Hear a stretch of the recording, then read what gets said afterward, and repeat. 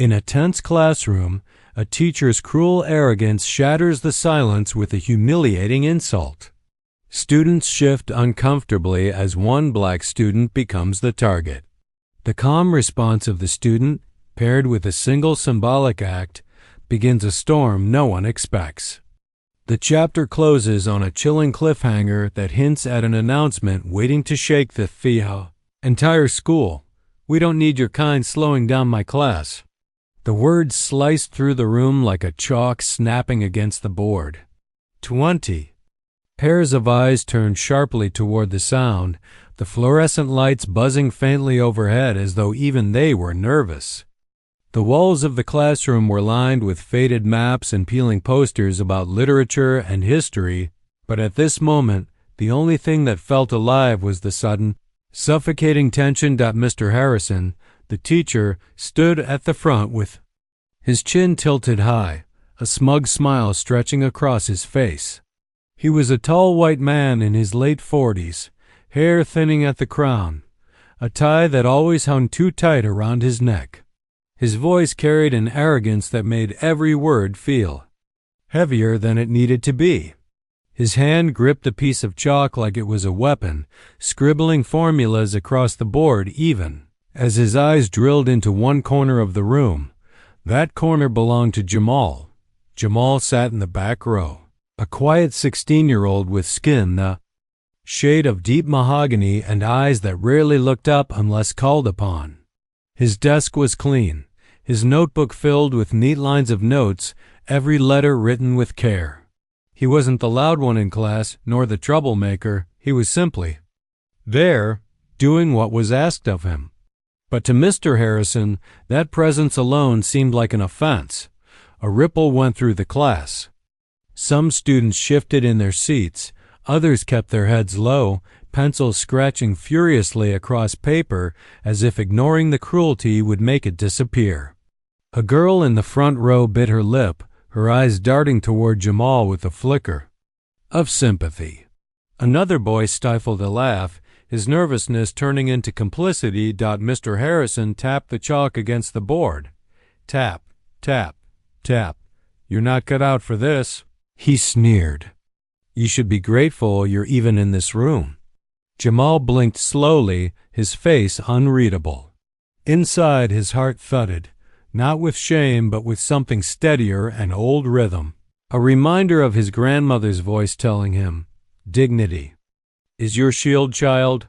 Don't ever let them strip it from you." The teacher's arrogance was a show, a performance in front of the students, and the silence he commanded gave him power.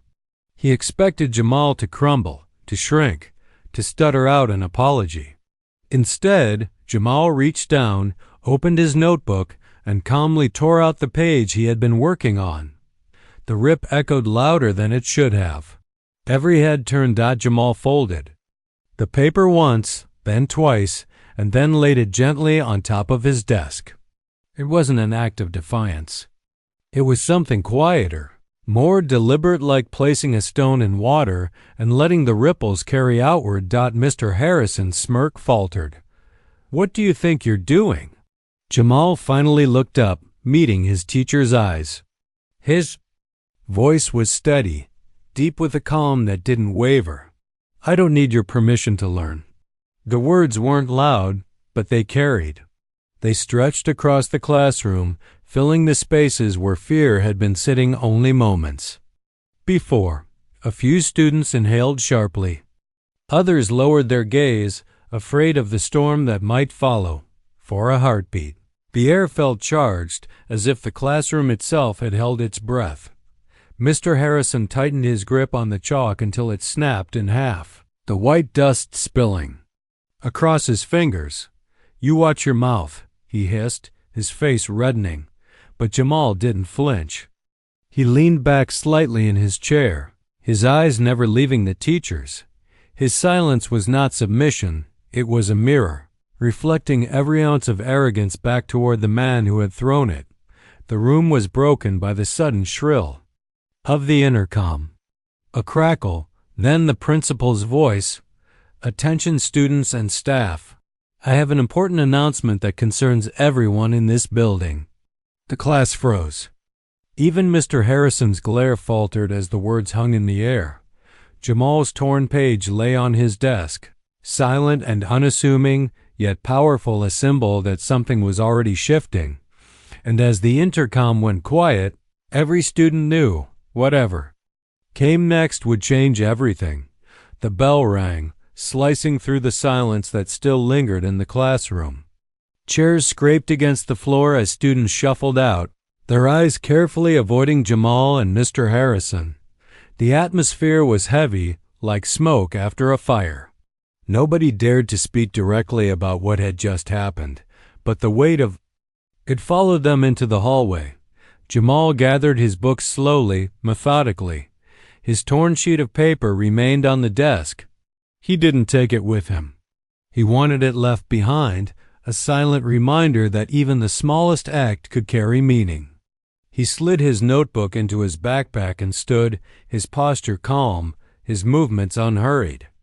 Behind him, Mr. Harrison was still at the front, his jaw clenched, his knuckles white as he gripped the edge of his desk. His authority had been bruised, and he could feel the sting of eyes that had seen too much. To him, Jamal's quiet defiance was not just disrespect, it was a challenge. "Don't think this is over," Mr. Harrison muttered under his breath as Jamal passed. Jamal didn't respond. He didn't need to. The hallway outside was alive with murmurs. Students leaned against lockers, their voices hushed but urgent. "Did you hear what he said to Jamal?" One whispered, "Man, he just told him he didn't belong in the class." And Jamal, he just looked him dead in the eye. Didn't even blink. "I swear," Harrison snapped his chalk in half. Dude lost it.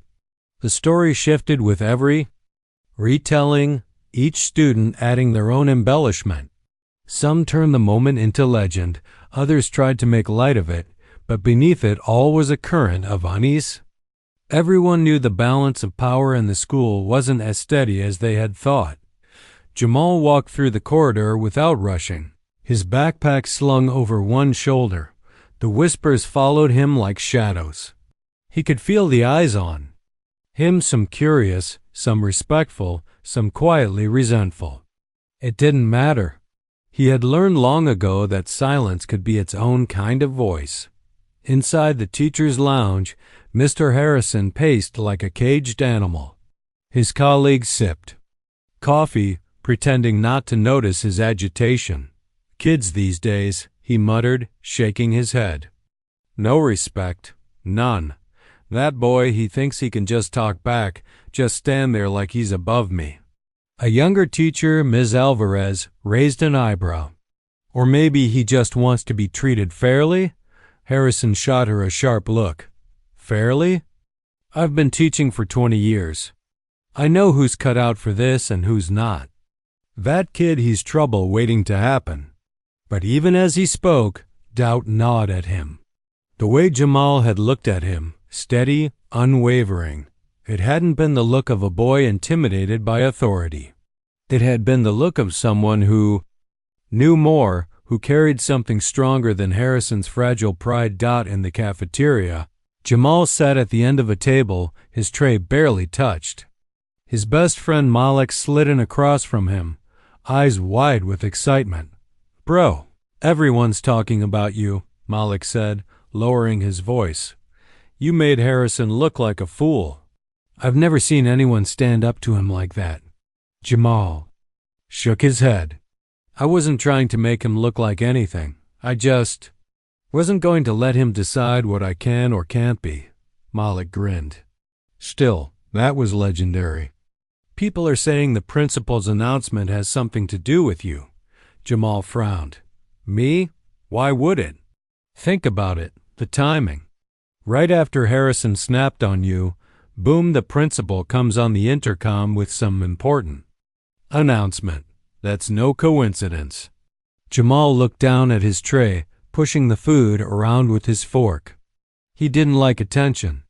He had spent most of his life trying to avoid being the center of it. But now, whether he wanted it or not, the spotlight was there. In the principal's office. Mr. Reynolds sat behind his desk, staring at the stack of papers in front of him. He was a tall black man in his early 50s, with sharp features and eyes that missed nothing. His announcement earlier had been brief, deliberately so. He knew the power of leaving questions unanswered, but now he leaned back in his chair, his fingers steepled together. He had been planning this moment for months, waiting for the right time. And now, after what had just happened in Harrison's classroom, the timing couldn't be more perfect. He glanced at the folder on his desk. Inside it was the decision that would ripple through every hallway, every classroom, every whispered conversation in the school. The bell rang again, signaling the next class. Reynolds stood and looked out his office window.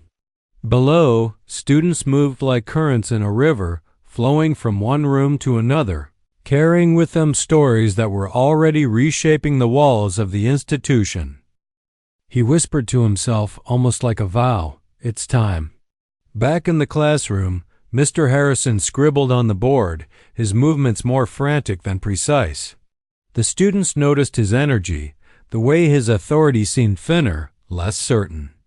Every whisper, every glance reminded him that control was slipping through his fingers. At the back of the room, Jamal took his seat again, opening his notebook to a fresh page.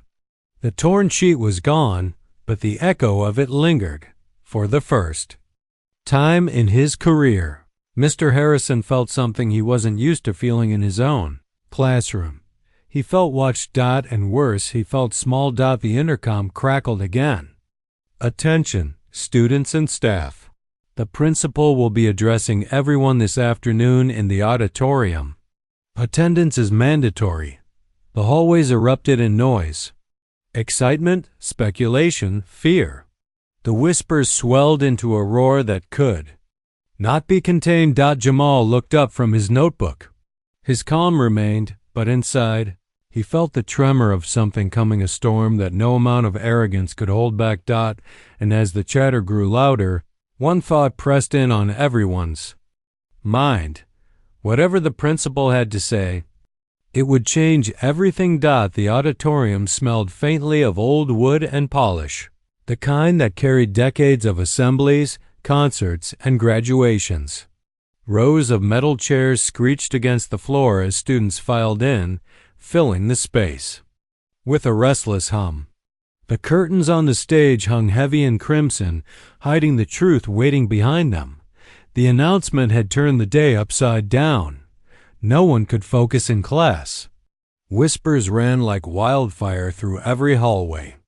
Now, with everyone gathered under the same roof, the air felt electric, like the pause before a thunderstorm breaks. Jamal sat near the middle, Malik at his side. Around them, clusters of students exchanged theories in hurried tones. "I bet it's about budget cuts." "No way, it's about Harrison." "Everyone knows what happened this morning." "Maybe Jamal's transferring schools. Heard his mom's been talking to the district." "Shut up, man, you don't know anything." The rumors swirled faster than truth could catch them. Jamal stayed silent, his gaze steady on the stage. He didn't like being the center of speculation, but he couldn't deny the feeling that whatever the principal had to say, it was tethered to him somehow. On the left side of the auditorium, Mr. Harrison stood stiffly near the staff row, his arms folded across his chest. His tie seemed tighter than usual, a vein pulsing in his temple. He scanned the sea of students, his eyes landing on Jamal like a hunter trying to remind his prey who held the rifle. But the boy's calm composure only made the knot in his stomach twist harder. Other teachers exchanged cautious glances. Ms. Alvarez sat a few seats away, her hands folded neatly in her lap, her expression unreadable. She had seen enough in the lounge earlier to know Harrison's pride was cracking. She wondered if today would finally expose what too many had silently ignored. The buzz died when Principal Reynolds walked onto the stage. His presence commanded attention without effort. Tall, broad-shouldered, with a calm that radiated authority, he He didn't need to raise his hands to quiet the room. The silence arrived as if summoned. He stepped to the podium, his gaze sweeping across the auditorium. He let the pause stretch, not out of hesitation but precision. When he spoke, his voice was measured, deliberate. "Good afternoon, students." "Good afternoon, staff." A collective murmur of response rose and faded. Reynolds nodded slowly. There are times in the life of a school when we must confront not just what we teach in books, but what we allow in practice. This is one of those times. The words struck like a hammer against glass. Students leaned forward. Teachers stiffened. Harrison's jaw clenched so tight his teeth ached. Jamal's pulse quickened, but his expression didn't change. Reynolds continued, his tone steady but edged with steel. Education is not only about equations or essays or exams. It is about dignity, about respect, about recognizing the value of every single person who walks through these doors. Without that, we fail not just as teachers or students, but as human beings. A ripple went through the room. Malik shot Jamal a look, his eyebrows raised. Jamal kept his gaze on the principal. His notebook closed on his lap. Reynolds let the silence sit again before leaning closer to the microphone. "I want you all to understand something clearly. Silence in the face of disrespect is complicity. This school will not be complicit, not anymore." Somewhere in the back row, a student whispered, "Whoa." Harrison shifted, his collar suffocating him. He wanted to speak, to cut off Reynolds, to regain the authority he felt slipping away. But this wasn't his classroom, and this wasn't his stage. Every word from the principal tightened the noose around his pride. Reynolds opened the folder on the podium. Papers rustled softly. His eyes scanned the page, then lifted back to the crowd. "Earlier today, something happened in one of our classrooms. Many of you already know pieces of it. Some of you saw it directly. A teacher spoke words that should never have been spoken. Words that carry a poison no child should ever taste." Gasps, murmurs, whispers spread like fire. Every head turned, instinctively toward Jamal. He felt the weight of their eyes but sat motionless, his breath steady. Reynolds raised his hand, silencing the wave. "I will not name the student. He has already carried enough. But I will say this. When one of us is humiliated, all of us are diminished. And when someone finds the courage to respond with dignity instead of hate, they remind us what true strength looks like." The room was still. The only sound was the faint hum of the lights above. Jamal's chest tightened. He didn't look at Harrison, though he could feel the man's glare burning into the side of his face. He just let the words wash over him, each one like a stone placed on a foundation that could not be shaken. In the back row, Malik leaned in close. "Bro, he's talking about you. Everyone knows." Jamal didn't answer. He didn't need to. Reynolds closed the folder. His final words carried a gravity that settled into every ear, every chest. "This afternoon is only the beginning. Change is coming to the school. And no one, not a student, not a teacher, not even me, will stand above accountability." With that, he stepped back from the podium. The silence broke into an eruption of whispers. Excitement, fear, confusion. Students turned to one another, their voices tumbling over each other in urgent tones.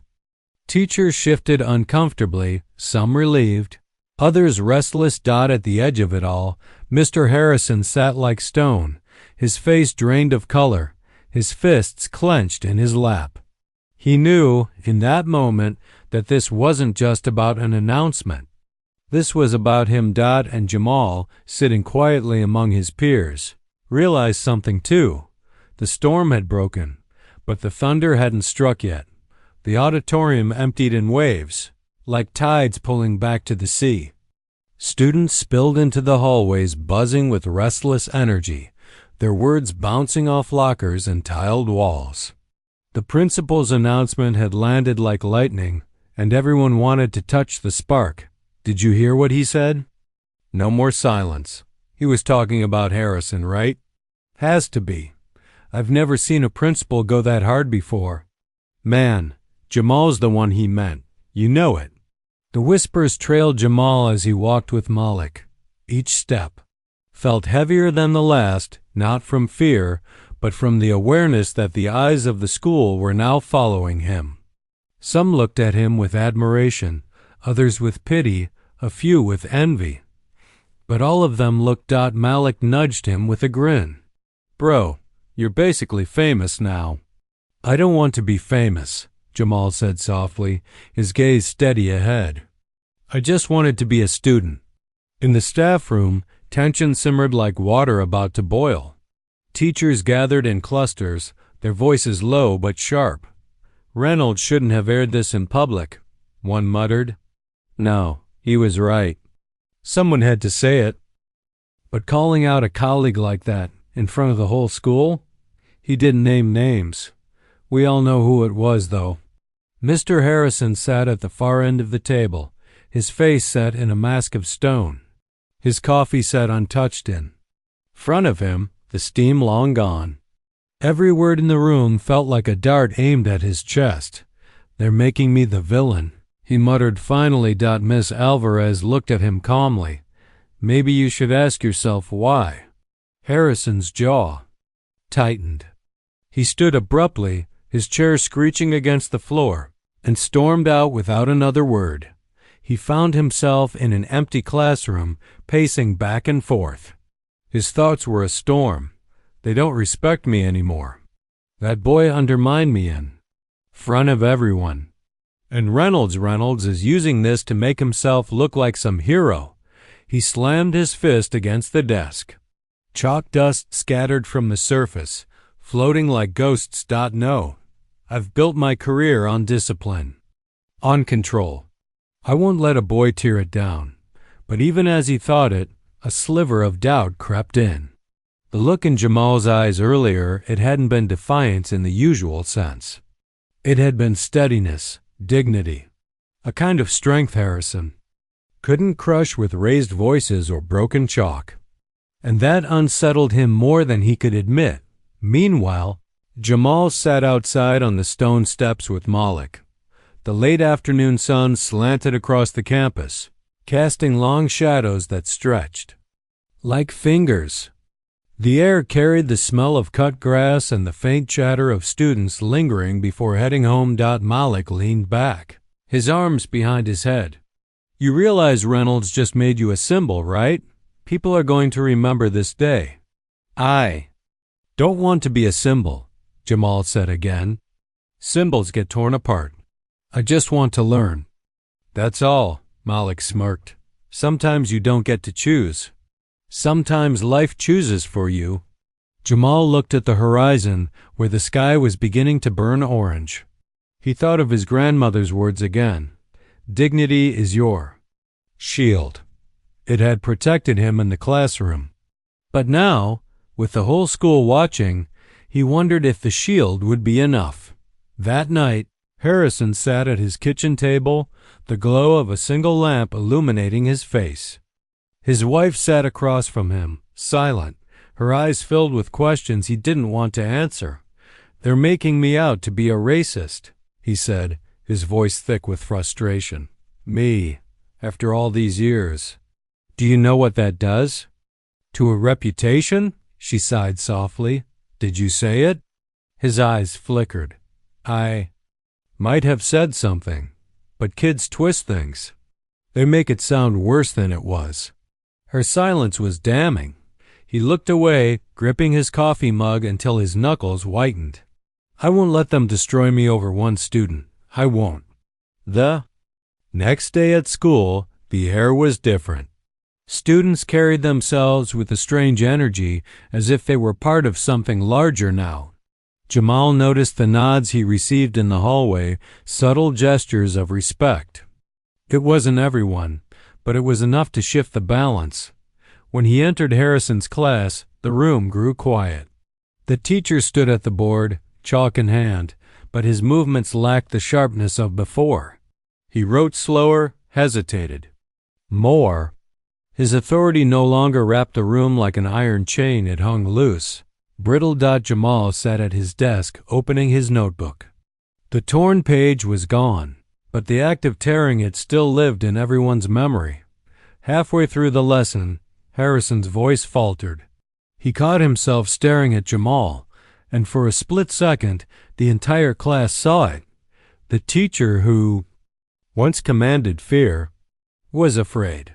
After class, Jamal stayed behind to collect his things. Harrison lingered too, pretending to organize papers on his desk. The silence was heavy, broken only by the soft shuffle of books. Finally, Harrison spoke. His voice low but sharp. "You think you're clever, don't you?" Jamal looked up slowly. "No, I just don't think I should be less than who I am." The words hung in the air. Harrison's face reddened, his lips pressing into a thin line. But he didn't reply. He simply turned back to his papers, his hand trembling slightly as he tried to grip the pen. Jamal left the room quietly. His footsteps steadied outside. Malik was waiting. "What happened?" "Nothing," Jamal said, though his tone carried the weight of something more. And as they walked down the hall, the murmur of students followed like an echo. Change had begun to crack the walls. And soon, the whole building would shake. The morning sun spilled through the office windows, catching the polished frame of a diploma that hung on the wall. Principal Reynolds sat at his desk, fingers steepled, eyes focused on the folder before him. Inside were testimonies from students, notes from teachers, and the quiet accumulation of moments too many had ignored. He knew the risks. Calling out. Systemic silence in a school meant stirring old wounds, challenging comfort, and making enemies among colleagues who preferred the safety of closed doors. But Reynolds wasn't interested in safety, he was interested in truth. The intercom crackled. Briefly before his secretary's voice came through, "Mr. Reynolds, Miss Alvarez is here to see you." "Send her in," he replied. The young teacher entered, clutching a binder against her chest. Her expression was calm, but her eyes carried the weight of decision. "I heard what you said yesterday," she began. "And you're right. We've been silent too long. I've seen things in that classroom, subtle things, words that cut deeper than anyone admits. Jamal isn't the first." Reynolds leaned forward. "Are you willing to testify to that?" Her pause stretched. Then, with quiet resolve, "Yes, someone has to." He nodded slowly. "Then we begin." Across campus, Jamal sat beneath the wide branches of an oak tree, his notebook open but untouched. Malik lounged beside him, tossing pebbles into the grass. "Man, you're all over the place now," Malik said. "Everyone's talking. Half the school respects you. The other half just doesn't know what to do with you." Jamal exhaled, his pencil resting idle in his hand. "I didn't ask for this." "Yeah, but sometimes you don't get to pick. Sometimes it picks you." Jamal stayed quiet. The spotlight pressed heavy on his shoulders, though he wore it with the same calm he carried everywhere. Still, the eyes, the whispers, the weight it gnawed at him. Meanwhile, Harrison sat in his classroom during lunch, the blinds half drawn, the air stale with chalk dust. His hand shook as he typed an email on his laptop, then deleted it. Typed. Again, deleted again. How do you defend yourself when the whole world already believes you're guilty? He imagined his reputation crumbling, his years of teaching collapsing into one label: racist. He thought of parents calling the district, students whispering in hallways, colleagues pulling away in silence. His chest tightened with panic. He slammed the laptop shut, his reflection flashing briefly in the black screen. A man no longer in control. That afternoon, Reynolds walked through the hallways with measured steps. Students parted for him without realizing it. his presence carrying the weight of authority without words. He stopped outside Harrison's room. Watching through the small glass pane in the door, Harrison stood at the board explaining equations. With a strained voice. His posture was rigid, his gestures sharp, but the student's eyes told the story disengaged, wary, unconvinced. The trust had slipped away. Reynolds didn't enter. Not yet. He simply watched, his gaze steady, the shadow of accountability falling across the room. Then he walked on. After school, Jamal returned home to the quiet of his bedroom. His mother knocked softly on the door before stepping in. She was a nurse, her scrub still creased from the day's work, her eyes carrying both exhaustion and love. "I heard about what happened," she said gently, sitting on the edge of his bed. "You holding up?" Jamal nodded. "Yeah. You don't have to carry the world on your shoulders, you know. Just be you." He met her eyes. "But what if being me isn't enough?" Her hand reached out, resting on his. "It always will be." At the same time, Harrison sat across from his wife in their living room, the television flickering unnoticed in the background. "They're targeting me," he said bitterly. "Reynolds is using this to make a point, and I'm the sacrifice." His wife looked at him quietly. "Or maybe you said something you shouldn't have," he bristled. "You think I'm a bad man?" "I think you're a man who's been comfortable too long." The words hit harder than he expected. He looked away, the silence between them heavier than any argument. The next day, the atmosphere at school was different. Flyers appeared on bulletin boards, announcing a special staff and student forum to be held at the end of the week. Rumors swirled. "They're going to put Harrison on trial." "No, it's about new policies." "You think Reynolds would actually take him down in front of us?" "Bet you Jamal speaks." "Bet you he won't." Jamal saw the flyers, his stomach tightening. He hadn't been asked to speak, but he knew somehow his presence would be central. Malik slapped him on the back. "Looks like the whole school's about to see history." Jamal folded the strap of his backpack tighter around his shoulder. He didn't want to be history. He just wanted to be himself. But deep down, he knew Malik was right. History had already chosen him. That evening, Reynolds sat alone in his office, the building quiet around him. He reread the testimonies, the notes, the reports of whispered insults and casual humiliations that had been allowed to fester unchecked. He thought of Jamal, of that quiet dignity that had turned humiliation into resistance. And he thought of Harrison, of a man so wrapped in his authority that he couldn't see it slipping away. The folder closed with a soft thud. Tomorrow, the cracks would widen, and by week's end, the wall would fall. The hallways buzzed with the kind of energy only scandal could bring. Lockers clanged, shoes squeaked against the linoleum, and the air felt heavy with words no one dared to say out loud. Yet whispers moved faster than the morning announcements ever could. "Did you see? What happened in class yesterday?" A girl murmured, clutching her books tight to her chest. "I heard she tore his homework and made him stand up front." Another cut in, but hushed herself when a teacher passed by. By now, Marcus had become both invisible and the center of every conversation. As he walked down the hall, eyes darted toward him, then away just as quickly. His steps were steady, but inside he carried the weight of stares sharp enough to pierce skin. He had learned, long ago, how to keep his face calm. He kept his jaw steady, his gaze forward, as if the whispers sliding off the lockers meant nothing. Yet each word carried the echo of shame his teacher had tried to brand onto him. At lunch, the cafeteria roared with noise, but there was a strange tension layered beneath it.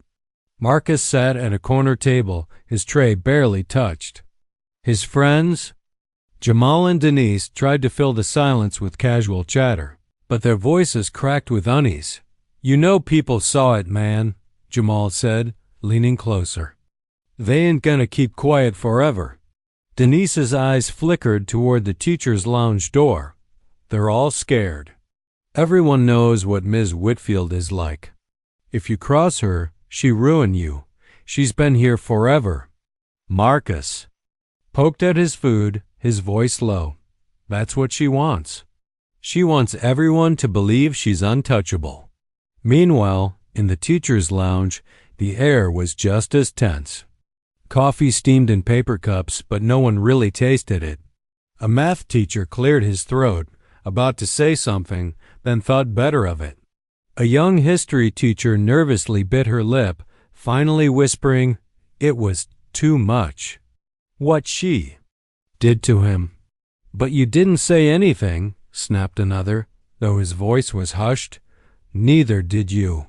The silence that followed said more than words. The truth hung between them, heavy as chains. Everyone knew what had happened, but silence was safer than defiance. Out in the hall, Marcus overheard fragments of conversation as he passed. "She went too far this time." "Principal already knows, I heard." "What if the board finds?" "Out?" Each word fueled a strange fire inside him. Fear still gnawed at him, but so did a quiet resolve. The humiliation Ms. Whitfield had tried to cement wasn't sticking the way she wanted. The school had seen too much. Later that day, as he stood at his locker, a soft voice spoke from behind him. "Marcus?" He turned. It was Elena, a quiet girl from his English class. She glanced around nervously, then leaned closer. "I just want you to know I saw everything. And if anyone asks, I'll tell them the truth." Her words were barely above a whisper, but they landed like thunder in his chest. For the first time in days, Marcus felt something shift. One voice could become two, and two could become many. Ms. Whitfield still walked the hallways with her. Usual sharp heels and sharper eyes, but beneath her confidence, cracks were forming. She heard the whispers, too. She saw the glances, the sudden silences when she entered a room. Her reign wasn't as untouchable as she thought. That evening, as Marcus packed his bag, Jamal nudged him. "You feel that? Something's changing." Marcus nodded slowly, his eyes firm. "Yeah, people are finally listening." And though the whispers still carried shame, they also carried something else, something dangerous for Ms. Whitfield: truth. The summons came during third period. Marcus Williams. The intercom crackled, the metallic voice echoing through the classroom. "Please report to the principal's office immediately." Heads turned. The sound of his name on the speakers felt like a spotlight. Marcus stood, sliding his chair back carefully, refusing to let his nerves show. He felt Miss Whitfield's eyes cut through him, sharp and accusing, but he didn't look back. The walk down the hallway stretched forever. Students pressed against lockers, pretending not to watch, but their whispers followed him like shadows. Is he in trouble? Maybe they're finally doing something about her. What if he gets suspended? He reached the double doors of the principal's office. The secretary gave him a kind, if cautious, smile. "You can go in now." The office smelled of polished wood and old paper. Principal Harris sat behind a wide desk, glasses perched low on his nose, a stack of files spread before him. His expression was unreadable, somewhere between stern and weary. "Sit down." "Marcus," he said, voice calm but heavy with authority. Marcus obeyed, sitting on the edge of the chair. He folded his hands to keep them steady. The silence stretched, filled only by the ticking of a wall clock. Finally, Harris spoke. "I've received several reports about an incident in Ms. Whitfield's classroom." Marcus's throat tightened. "Yes, sir." "Do you want to tell me what happened?" "In your own words." For a moment, Marcus thought of denying it, of brushing it aside the way he'd been taught to survive. But something inside him hardened. He took a breath and spoke. His words were quiet but clear, carrying the weight of every moment. How she ripped his homework, mocked him in front of everyone, called him lazy, undeserving. Principal Harris didn't interrupt. His pen hovered over a notepad, but his eyes never left Marcus.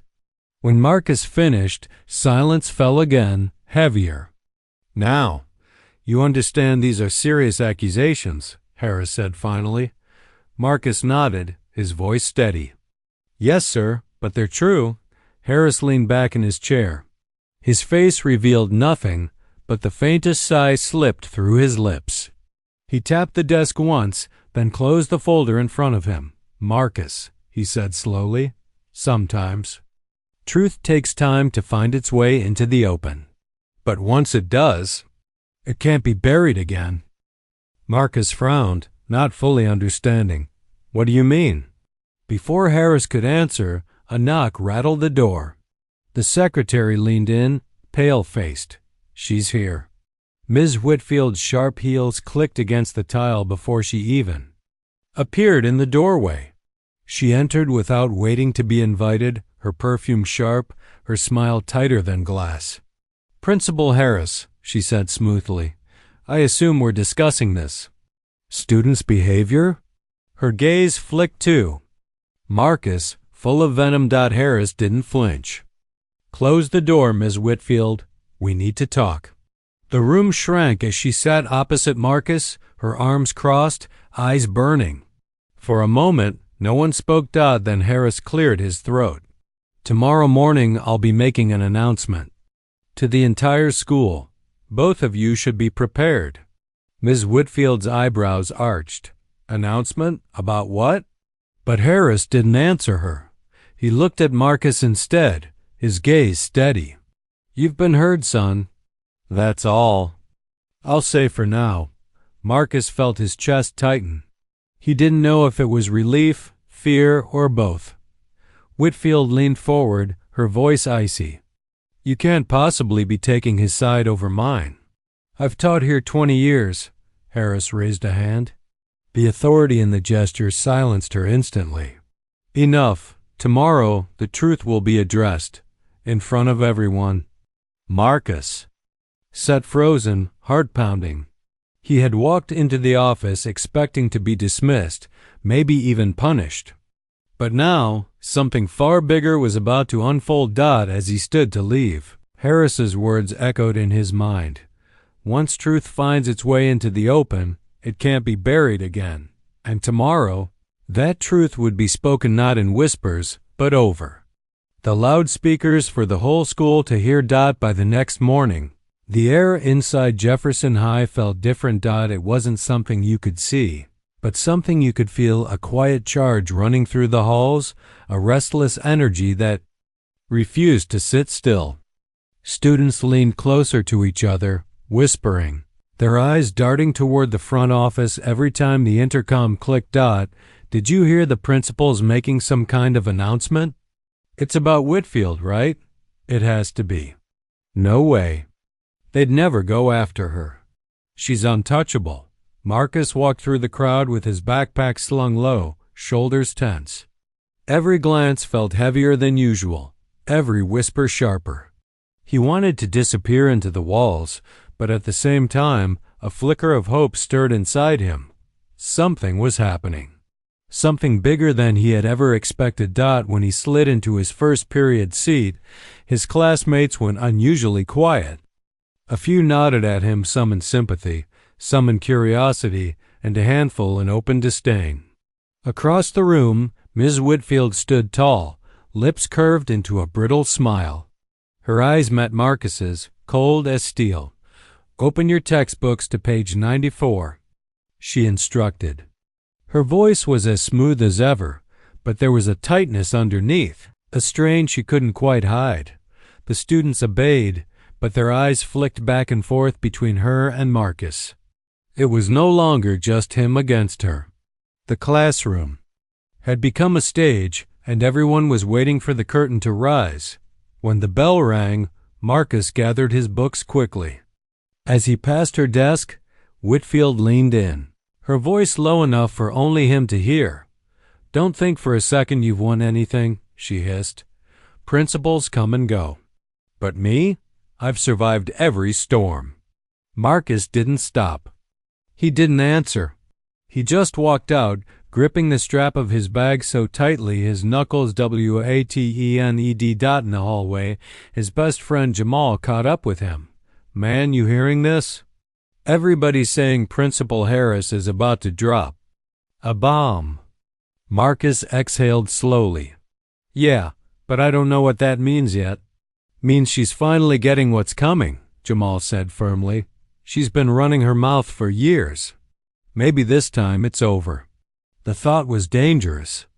Hope was always dangerous. But Marcus couldn't stop the small ember that glowed inside him. By lunchtime, the whole cafeteria buzzed with rumors. Groups huddled at tables, voices low, eyes darting to the staff who moved stiffly between them. Even some of the teachers seemed uneasy, gathering near the back with whispers of their own. Marcus sat with Jamal, his tray untouched. He could barely swallow with the weight pressing down on him. Across the room, Whitfield sat among a cluster of teachers, her laugh sharp, too loud, almost defiant. But Marcus noticed the way her hand trembled when she lifted her cup. Suddenly, the intercom crackled. Everyone froze. "This is Principal Harris," the familiar voice announced.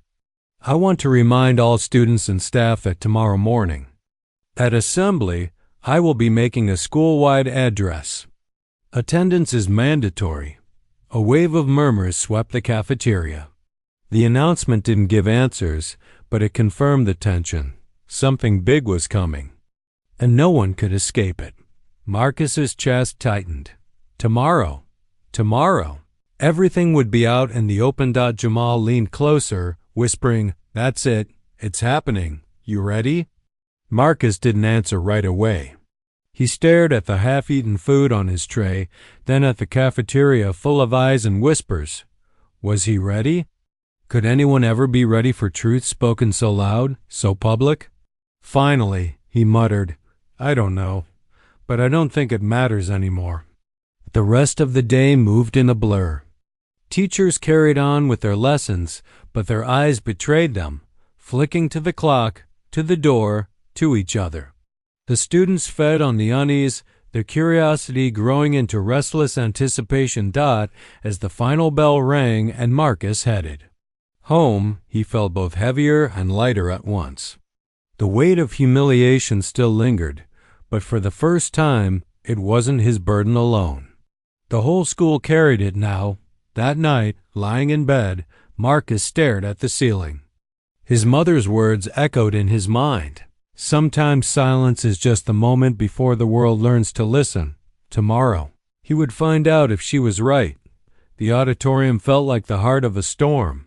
Hundreds of students filled the rows, the scrape of chairs and shuffle of sneakers echoing against the high ceilings. Teachers lined the walls, arms folded, expressions a mixture of curiosity, dread, and forced neutrality.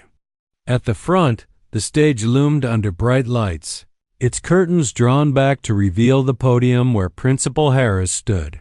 Papers in hand. Marcus sat in the middle row, his knees bouncing nervously. Jamal was beside him, whispering, "Man, I swear, it's like the whole city showed up. You feel that?" Marcus nodded. He felt it in his chest, in the very air he breathed, the weight of expectation pressing down on every soul in the room. It was as though the truth itself had been waiting too long to be spoken, and now it hovered above them, impatient, demanding release. The murmurs quieted when Principal Harris stepped forward. He adjusted his glasses, scanning the sea of faces. Before him, "Good morning," he began, his voice steady, commanding. "We are here today because something important has happened, something that requires honesty, courage, and accountability."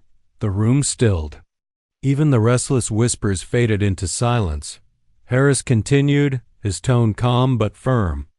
"This school is meant to be a place of learning, of respect, and of dignity for every student. But recently, I was made aware that this ideal has not been upheld. In fact, it has been violated." Gasps rippled through the auditorium. A few students shifted uneasily in their seats. Teachers glanced at one another, lips pressed tight. Marcus's stomach twisted. He wanted to shrink into his chair, but at the same time, something inside him begged to stand tall. This was about him. He knew it, and so did everyone else. Harris's voice deepened. Discrimination, in any form, has no place within these walls. No student should ever be made to feel small because of who they are, the color of their skin, or the history they carry. And yet, this is exactly what has taken place. A murmur surged through the students like a wave. Heads turned toward Marcus, toward Ms. Whitfield, who sat rigid near the front with the other teachers. Her smile had vanished. Her lips were thin, pressed so tightly together they seemed bloodless. Harris paused, letting the silence sink in before he spoke again. Some of you may already know of the incident that occurred in one of our classrooms. A student, Marcus Carter, was humiliated in front of his peers, not for his performance, not for his behavior, but for something far more insidious, the color of his skin. The words rang like thunder in the still air. Marcus felt every eye burning into him. His throat tightened, his chest rising and falling too quickly. He wanted to vanish, to melt into the chair, but at the same time, something fierce inside him whispered, "Don't look down," and he didn't. He lifted his chin, forcing himself to meet the stares. Whitfield shifted in her seat, eyes flashing. Principal Harris continued, his gaze sweeping across the crowd. "This is not a rumor. This is not hearsay. It is truth. It is a truth witnessed, reported, and confirmed. And it is a truth we cannot ignore." Gasps and whispers rippled through the auditorium again. Jamal nudged Marcus's arm, whispering, "He said your name." Out loud. "No going back now." Marcus swallowed hard. "No going back indeed." Harris leaned closer to the podium. "To every student listening, your worth is not decided by anyone else. Not by classmates, not by teachers, not by history. You are worthy simply because you are here, because you are human." The auditorium grew so quiet, you could hear the faint hum of the lights. Then Harris straightened his shoulders, his voice sharpening like a blade. "And to those who use their position, their authority, or their prejudice to tear others down, let this be clear. This school will not shield you. This institution will not protect you. Not anymore." The words struck like lightning. For the first time, Marcus saw real fear flicker across Ms. Whitfield's face. Her posture stiffened, her hands clenched tightly in her lap. Principal Harris set his papers aside. "This is not just about punishment. It is about truth. And truth must be spoken even when it makes us uncomfortable, especially then." The students sat frozen, their eyes locked on the stage. And then, for the first time since the assembly began, Harris turned his gaze directly on Whitfield. "Ms. Whitfield," he said, his voice echoing through the microphone, "you have an opportunity to respond, to step forward and answer for your actions." Every breath in the auditorium seemed to catch at once. Whitfield didn't move. She sat stiff, her face pale, her jaw tight. The silence stretched, heavy, unbearable. Finally, she rose to her feet, heels clicking against the wooden floor as she approached the stage. Her expression was carefully composed, but her eyes betrayed her, flashing with a mixture of fury and fear. Marcus's heart pounded. This was it. The moment the mask would crack, and he couldn't look away, the air was electric. Ms. Whitfield stepped onto the stage, her heels clicking like tiny hammers against wood, each step measured but unsteady. The spotlight bathed her in harsh white light, revealing the cracks in her composure. She adjusted her blouse, lifted her chin, and spoke into the microphone. This entire charade is nothing but exaggeration," she said, her voice trembling. though she tried to sound authoritative. I am a teacher who has dedicated years of my life to this institution. To claim that I harbor prejudice against one of my students, she pointed toward Marcus, her finger trembling with anger, is not only false, it is an insult. The audience stirred uneasily. Some students muttered. Teachers glanced at one another. Whitfield pressed forward, her tone sharpening. Discipline, structure, those are not racism. Correcting a child for disrespect or lack of effort, that is not racism. I have treated Marcus no differently than I would treat anyone else. A low murmur of disbelief rolled through the crowd. Marcus felt his stomach tighten, but he didn't look away. He refused to. Whitfield continued, voice rising. This accusation is a disgrace. And frankly, it undermines real education. Are we to let children dictate what respect looks like? Are we to allow them to cry discrimination whenever they do not like what they hear? The words struck the room like poison. You could feel the crowd recoiling, pulling back from her arrogance. Then a voice rose from the middle rows. That's not what happened. All heads turned. It was a student, Alicia, a quiet girl who rarely spoke. Her voice quivered, but it carried across the auditorium. We saw what you did. You didn't correct him. You humiliated him. Gasps broke out. Whitfield's eyes widened. Excuse me? Another voice spoke up. You called him out for his skin color. We all heard it. Then another. You laughed about it. The murmur grew louder, bolder. One by one, students stood, voices overlapping. A chorus of truth refusing to be silenced. You embarrassed him in front of everyone. You said he didn't belong here. You told him his future was already written. Each word landed like a stone, stacking against her, building a wall she could no longer climb. Whitfield's face flushed crimson. She slammed her hand against the podium. Enough, you are children. You don't understand discipline. You don't understand authority. And you certainly don't understand what it means to run a classroom. Neither do you. Jamal cut in, standing tall beside Marcus. His voice was sharp, steady, undeniable. Because if you did, you know respect isn't something you demand, it's something you give. The auditorium erupted in cheers. Whitfield's mouth opened and closed, but no words came. Her authority, once absolute, now lay shattered on the floor. Principal Harris stepped forward, his presence like a mountain beside her trembling frame. His voice was steady, deliberate. Miss Whitfield, this school entrusted you with power, and you used it not to build, but to break. That ends today. Her face paled. You can't, but Harris didn't raise his voice. He didn't need to. You will be placed on immediate suspension pending further review, effective now. The words struck like a final gavel. Whitfield's composure collapsed. She stumbled back, her eyes darting wildly across the crowd as though searching for support, but found none. Students, teachers, even colleagues she thought loyal all turned away, unwilling to meet her gaze. The silence of abandonment was louder than any cheer. Whitfield clutched her bag, muttering under her breath, and hurried off the stage, her exit.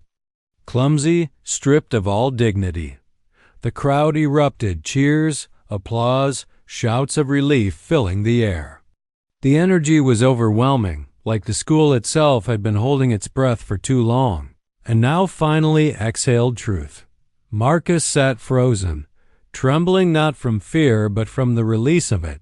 Jamal gripped his shoulder. Bro, you did it. You really did it. Marcus shook his head slowly. No, we all did. Principal Harris raised his hand, calling the room to calm once more. His eyes softened as he looked at Marcus.